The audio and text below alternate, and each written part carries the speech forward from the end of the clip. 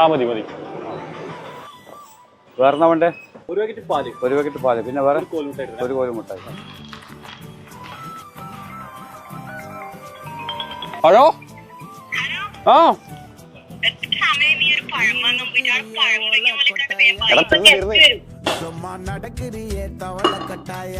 ഇതാ പാലും പഴം. എത്ര സമയം പോയിട്ട് അവരിപ്പോ എത്തും.